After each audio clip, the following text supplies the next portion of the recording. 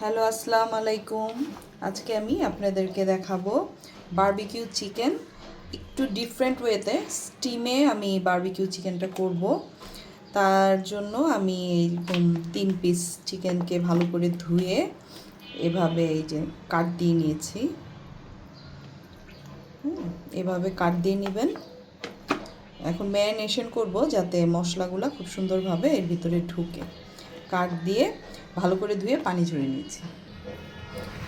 এখন এর ভিতরে দিব হচ্ছে এই যে আদা রসুন বাটা,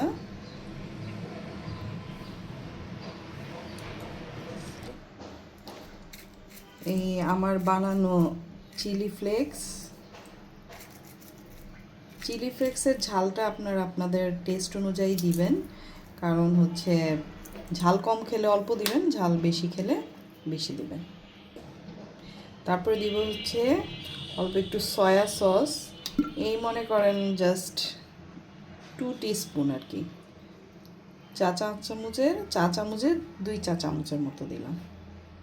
তারপরে দিব ওয়েস্টার সসও এরকম 2 টিস্পুন দিব।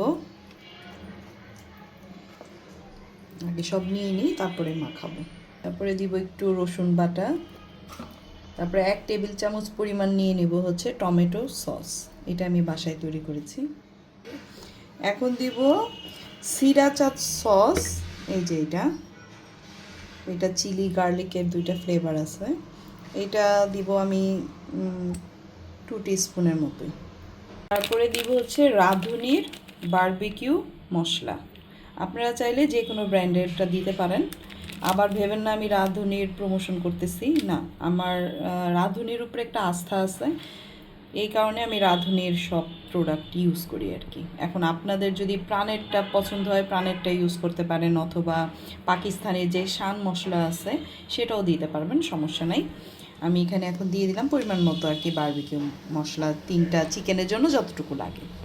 আর দিয়ে দেবো একটু গরম মশলার গুঁড়া। এই যে আমি পিওরের গরম মশলার গুঁড়া ব্যবহার করতেছি। আমার এই পিওরের গরম মশলার গুঁড়াটা খুব ভালো লাগে এবং এটা ফ্লেভারটাও খুব ভালো, এটা রাঁধুনির থেকে ভালো। তো দিয়ে দিলাম। আর নিব হচ্ছে স্বাদ মতো লবণ দিয়ে এখন ভালো করে এই চিকেনগুলোকে মাখাবো। একদম সুন্দর করে মাখাবেন, যাতে এর ভিতরে এই কাটের ভিতরেও সুন্দর করে মাখিয়ে দিয়ে দিবেন, যাতে মশলাটা খুব ভালোভাবে এর ভিতরে ঢুকে। একদম সুন্দর করে মাখাতে হবে।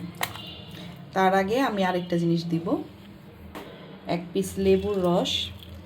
আপনারা চাইলে টক দই ইউজ করতে পারেন, তবে আমার টক দইয়ের থেকে এই বারবিকিউ চিকেনের ভিতরে লেবুর রসটা দিলে ভালো লাগে বেশি।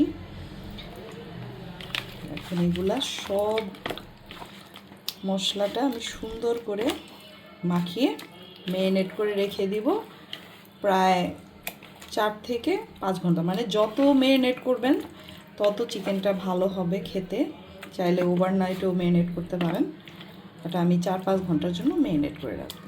চিকেনগুলো আমি এরকম একটি স্টিমার নিয়ে নিছি স্টিমে দেওয়ার জন্য। এই যে নিচে পানি, উপরে স্টিমার, তার উপরে আমি দিব হচ্ছে এই ফয়েল পেপার।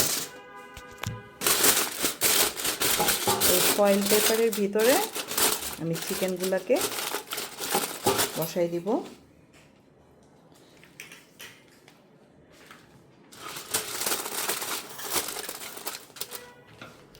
আমি স্টিম করে পরে ফ্রাই করবো এর ভিতরে।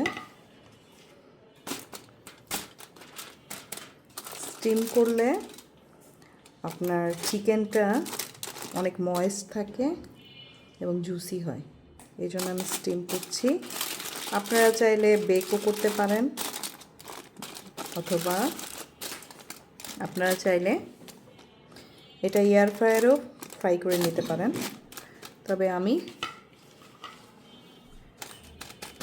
স্টিমটা আগে প্রেফার করব।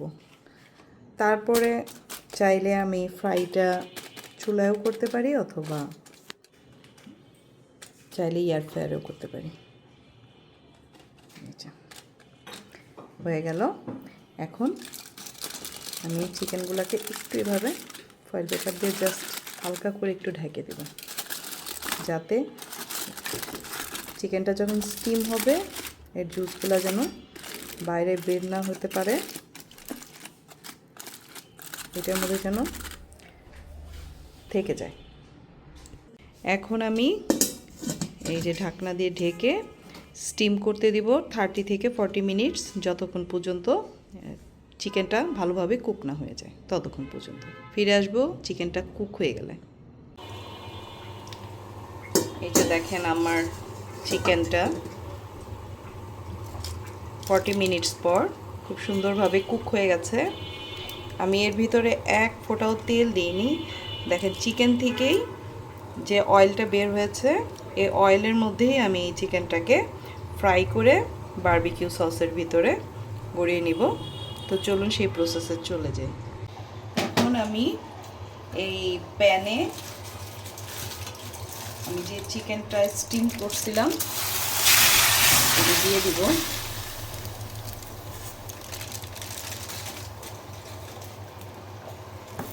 এখন এই চিকেনের যে জুস আর অয়েল আছে এর ভিতরেই আমি এটাকে ফ্রাই করে নেব। একটু জালটা জোরে দিয়ে নেড়ে চেড়ে পানিটা একদম ভালো করে শুকায় পোড়া পোড়া করবো, তারপরে এর সস তৈরি করে তার উপরে দিয়ে দিচ্ছি। এই যে আমার চিকেনটা দেখেন একদম ডান হয়ে গেছে, ভাজা ভাজার মতো হয়ে আসছে। এখন আমি চিকেনগুলোকে তুলে নেব। চিকেনগুলো তুলে নিয়েছি। এই প্যানের মধ্যে আমি একটু পানি দিব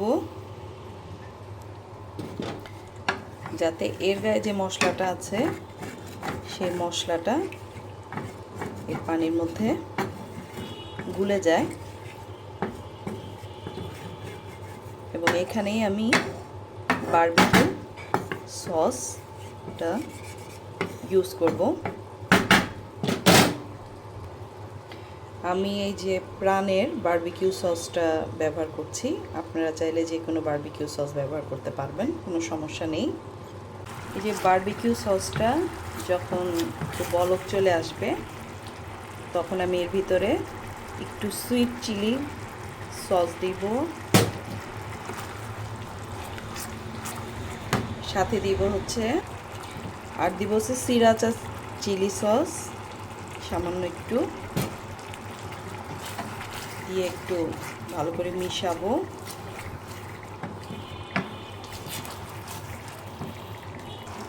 তারপর এর ভিতরে দিব সামান্য ব্ল্যাক পেপার।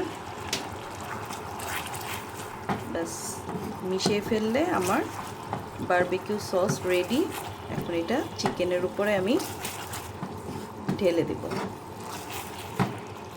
হয়ে গেল মজাদার steam barbecue chicken, oil free সম্পূর্ণ। এখানে কোনো অয়েল দেওয়া হয় নাই, অয়েলে ফ্রাই করা হয় নাই। এটা চিকেন থেকেই যে অয়েলটা স্টিমের সময় বের হয়েছিল আমি সেইটা দিয়েই এটাকে লাস্টে একটু জাস্ট ফ্রাই করে নিয়েছি, ভাজা ভাজা করে নিয়েছি আর কি। তারপরে সসটা তৈরি করে এটার উপরে দিয়ে দিয়েছি। That's it. তো আপনারা বাসায় অবশ্যই এটা ট্রাই করবেন, আর কেমন লাগলো আমাকে কমেন্টসে জানাতে ভুলবেন না। আপনারা সবাই ভালো থাকবেন। আল্লাহ হাফিজ।